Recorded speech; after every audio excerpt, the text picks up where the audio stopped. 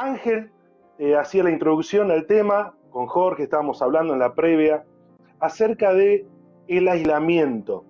Y hoy quiero hablarles del aislamiento. Espere, no se me apure, no les voy a hablar del aislamiento social y preventivo. Hoy quiero hablarles acerca de cuando nos aislamos de Dios o cuando nos alejamos de Dios. Y como siempre hacemos, cada vez que hablamos acerca de una palabra o acerca de algo, buscamos en el diccionario, estamos acostumbrados así, porque no solamente con el corazón para entender, sino con la cabeza para razonar qué es lo que nos quiere decir Dios, ¿no es cierto? Así que aislar, según el diccionario, situación de soledad o falta de comunicación o relación con los demás.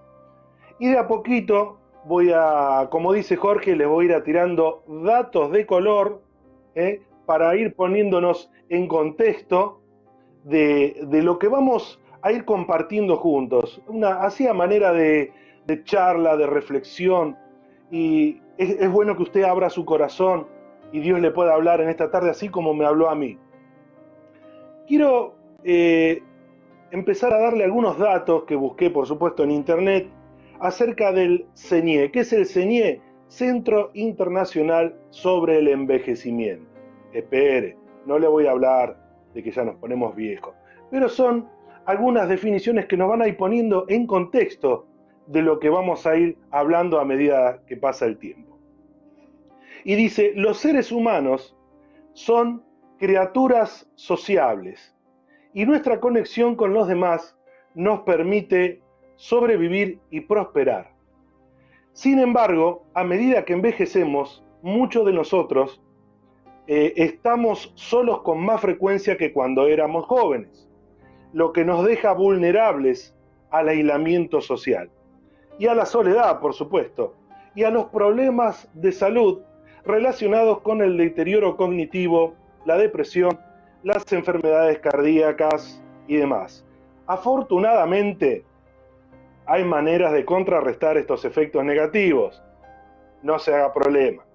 Y algunos puntos interesantes que decía este centro internacional. Marquito, si me ayudás con la placa, por favor. No sé dónde estoy porque estoy, a ver, vamos a poner la presentación que estaba estrenando hoy. Yo aprieto acá, pero no me sale. No importa, volveme al plano, Marquitos. Vamos a usar el sistema que usamos siempre. Y el punto número 1 que dice este centro internacional es: el aislamiento de las personas mayores aumenta el riesgo de mortalidad. Número 2, los sentimientos de soledad pueden afectar negativamente la salud física y mental. La soledad es un factor de riesgo importante para la depresión. La soledad, mire qué dato este, causa presión arterial alta. Las personas son más pesimistas sobre el futuro. Y sigue la lista. Muy bien, vamos a meternos ya en el tema. Llevamos en cuarentena, creo que hoy es el día 195, si no me equivoco, pero de cuarentena ya no tiene nada, es decir, es como concepto. Se le dice por el tema precisamente del encierro y del aislamiento, así se dice. Muy bien. Pero cuando empezó todo esto, nos decían, bueno, no nos podemos reunir más físicamente en el auditorio de aliento, no nos podemos congregar más en la iglesia, así que a partir de ahora le damos una dirección de internet donde usted se va a poder conectar a través de la computadora. Entonces, nos parecía, permítame el término, muy loco todo esto, de sentarnos frente a una computadora, frente a un teléfono, para mirar la reunión. Estábamos en casa y decíamos, la hora de la reunión, hoy es miércoles, es a las 7:30, el domingo es a las 7, bueno, un ratito, y nos poníamos frente a una pantalla para compartir la reunión. Al principio estaba todo bien. Te mando un mensajito, hola, ¿cómo andás? Nos empezamos a llamar. Pero con el tiempo nos empezamos a dar cuenta que todo esto se empezó a poner un poquito heavy, ¿no es cierto? Y como decía Ángel recién, no me diga que no me extraña, ¿sí? Yo extraño verlos ahí en el auditorio, después de la reunión, antes, charlar, darle un abrazo, encontrarnos con Lucho, tirarle las orejas, hola, ¿cómo andás? Y hablar de cómo va tu equipo y cómo esto y cómo el otro. Pero con el tiempo esto se empieza a poner un poco más denso, más pesado, y realmente la cosa va en serio, ¿no es así? El pico sería para el mes de abril, el pico sería para el mes de mayo, para el mes de junio, para el mes de julio. Terminamos el invierno, pasamos la primavera, y aquí estamos. Todavía no sabemos cuándo es el pico, si ya pasó, si va a pasar, si estamos en el pico. Solo Dios lo sabe cuándo va a terminar todo esto. Pero también empecé a notar, en mi caso, por supuesto, le hablo en primera persona, por eso quiero compartir lo que me pasa con esta reflexión, con este pensamiento. Empezamos a usar todo ese tiempo que no usábamos mientras nos preparábamos para ir a la reunión, a estar en casa. No sé usted, pero acá en casa eran las 4 y ya marchábamos todos a cambiarse, a prepararse, a sacar el auto, a perfumarse, a preparar la ropa. Y todo ese tiempo que usamos antes para ir a la iglesia, el pre, digamos, hoy no lo tenemos. Hoy llegan las 7 menos 10 o llegan las 7 y 20 y nos sentamos muy cómodos en el sillón. Podemos estar en el auto si se nos hizo tarde para volver a casa, o prendemos la computadora, nos arreglamos un poquito, nos perfumamos, la costumbre, ¿no es cierto?, para compartir una reunión de aliento en línea. Ahora te toca a vos. Entonces, ¿qué pasa? Empezamos a notar que nuestra rutina va cambiando. Como decía David el miércoles pasado, muchos nos tuvimos o se tuvieron que reinventar de acuerdo al trabajo, las cosas de la familia, las cosas que vivían diariamente. Pero por ahí se empezaron a pasar cosas, empezamos a abrir puertas y a tolerar cosas que puede ser que nos estén llevando para un camino que no es el que Dios quiere. Y me gusta, yo pensaba en estas cosas porque siempre Ángel dice, bueno, los voy a hacer pensar un poco, salvando las distancias, ¿no es cierto? Así que, ¿qué podemos hacer para identificar estos síntomas? ¿O cómo podernos darnos cuenta que estamos viviendo o pasando por esta situación? Yo me anoté unas cosas aquí en mi tablet ecológica. Y bueno, tenía todo, hoy iba a estrenar un PowerPoint que parece que no salió, pero no importa. Dijo Arturo, lo que se anota no se olvida. Así que punto número 1. Empezamos a tolerar. ¿Qué significa tolerar? Soportar, admitir o permitir una cosa que no nos gusta o no se aprueba del todo. Y cuando nosotros sabemos que cuando nuestra relación con Dios es fluida y constante, no toleramos ni negociamos. ¿Y qué empezamos a tolerar? Y aquí me quiero poner un poquito más serio. Punto A del punto número 1, el pecado. Cosas que no agradan a Dios y no pertenecen a Dios. Punto B, vicios y costumbres. Todo aquello que ocupa el lugar que Dios debe tener. Por favor, escuche con atención. Otro punto, cosas que pasan en nuestra conducta o carácter. Claro, el encierro nos está carcomiendo la cabeza y las cuestiones que tienen que ver con el dominio propio se están diluyendo y ya empezamos a irritarnos un poquito y empieza a cambiar nuestro humor. Número 2, anoté, me da lo mismo. Cuando empezamos a notar que ir a la congregación o cuando se nos pide un trabajo en diversas áreas, lo voy a hacer o no, me llama Ángel para hacer una cosa, sí, mira, la verdad que no puedo porque aproveché el tiempo haciendo otra cosa que cuando estaba con la reunión no lo podía hacer y ahora que tengo un poquito más de tiempo libre, veo si hago. Jorge, aguantame, que querés que grabe algo, esperame un poquito, la verdad que no sé si voy a tener tiempo. Número 3, y quiero que me escuche bien, porque no quisiera que usted malentienda lo que voy a decir. La palabra no surte efecto en nosotros. No porque la palabra no tenga poder, sino que yo ya no estoy dispuesto a recibir. Y vamos endureciendo de a poco nuestro corazón, nuestro lugar de adoración. ¿Le pasa a usted también? Algunas otras cosas que nos pueden estar haciendo que nos aislemos o nos alejemos de Dios. Las dudas.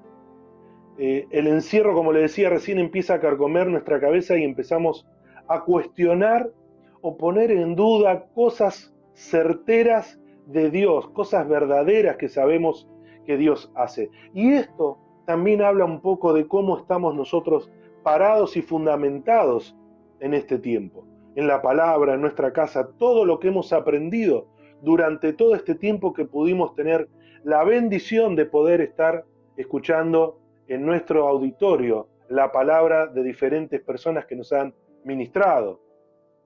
Oraciones no respondidas también, porque un poco con el punto anterior empezamos a desilusionarnos, quiero decir, porque vemos que oramos y oramos y vemos que Dios no nos responde o se tarda en responder.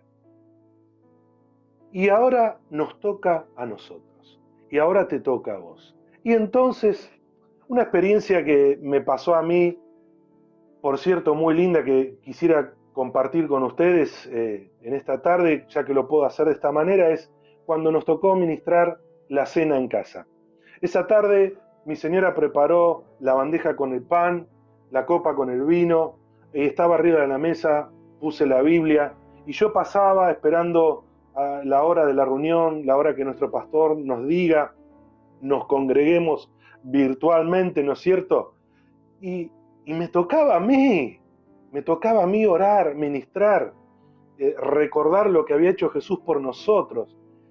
Y honestamente fue una experiencia increíble, increíble, por supuesto, fortalecedora, llena de bendición, porque me tocaba a mí hacerlo. Claro, durante muchos tiempos lo escuchamos a Ángel, pero ahora nos tocaba a nosotros. Y por supuesto que también quiero mencionar si a alguien en la Biblia le hubiera pasado algo así. Y sé que hay muchas historias, muchos personajes, pero me llamó la atención leyendo un poco ahí en Primera de Samuel 22. Si usted se acuerda, porque Ángel habla mucho de esto. La cueva de Adulam. Un lugar que estaba cerca, yo no sé cómo Dios a veces hace las cosas, ¿no? Cerca de cuando David venció a Goliat. Se dice que estaba cerca de ahí, 22 kilómetros al sudeste de Belén. Así después si quiere agarrar un mapa y se fija, bueno, la cuestión que David, después de todo lo que había vivido, el gran adorador, el gran luchador, al que todos lo seguían, escapando de Saúl, David se va a la cueva de Adulam. ¿Sabe lo que quiere decir Adulam? Sí, refugio. Quiere decir apartarse. Y un montón de nombres más en hebreo que quizás en otro contexto o en otra enseñanza también tendrían importancia. Pero la cuestión es que David, huyendo de Saúl, se va a este lugar. ¿Y por quién estaba rodeado ahí? Gente que estaba afligida, se hallaban, dice la Biblia, en amargura de espíritu, endeudados, etc. Y dice que él fue hecho jefe de ellos. Después usted tranquilo lo puede leer en su casa, pero Dios no quería que David vaya ahí, porque Dios quería decirle a David quién era su verdadero refugio. En el Salmo 32, yo lo tengo acá, permítame, el Salmo empieza diciendo, el Salmo de David, masquil de David. Masquil es una palabra hebrea que quiere decir instrucción. Y quizás David cuando estaba en aquel lugar lo escribió como dejando una instrucción a las generaciones que íbamos a venir después para querernos decir lo que Dios precisamente, o la experiencia que él había tenido con Dios acerca de estar en ese lugar. Entre otras cosas, David decía, con mi voz clamaré a Jehová, con mi voz pediré ayuda y misericordia. Delante de él expondré mi queja. Delante de él manifestaré mi angustia. Cuando mi espíritu se angustiaba dentro de mí, tú conociste mi senda. Parece que estuviéramos hablando de algo que sucede hoy, ¿no es cierto? Ahora, redondeando esta idea y este mensaje o esta reflexión. ¿Qué podríamos hacer frente a estos síntomas o cuando nos empezamos a dar cuenta que nos está pasando esto de aislarnos o nos estamos alejando de Dios en estos momentos tan complicados? Lo primero que debemos hacer, permítame decirles, reconocer. Así es, hacer un alto en el camino, observar cómo está mi vida, mi altar, mi corazón frente a Dios. Y este paso es sin duda importantísimo. Es algo que concierne a nosotros frente a Dios. Es una acción, reconocer. Número 2, tomar una decisión. Mire, acá no hay medias tintas ni muchas opciones. O seguimos como estamos o decidimos avanzar y cambiar para bien.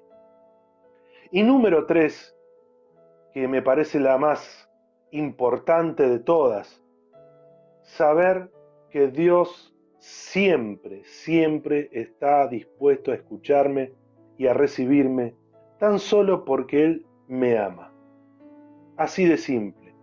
Dice el Salmo 32 que también escribió David, cuyo título es La dicha del perdón. Mientras callé, se envejecieron mis huesos. Se volvió mi verdor en sequedades de verano. Mi pecado te declaré y no encubrí mi iniquidad. Confesaré mis transgresiones a Jehová y tú perdonaste la maldad de mi pecado. Y hay otro versículo que por años tuve en el corazón y tengo todavía, lo tuve siempre desde que lo escuché cuando lo oí predicar, es en Job, capítulo 22, verso 21, dice, si te volvieres hoy a Él, tendrás paz. Así que, ¿qué le parece si en esta reflexión, después de haber escuchado todo esto, me acompaña y hacemos una oración todos juntos? Allí donde usted esté, en la mesa, en el sillón, quizás no tuvo tiempo de llegar a su casa, en el auto, con el celular, o todavía en el trabajo, tiene un momento de descanso ahí y puede o tuvo tiempo de escuchar este pensamiento.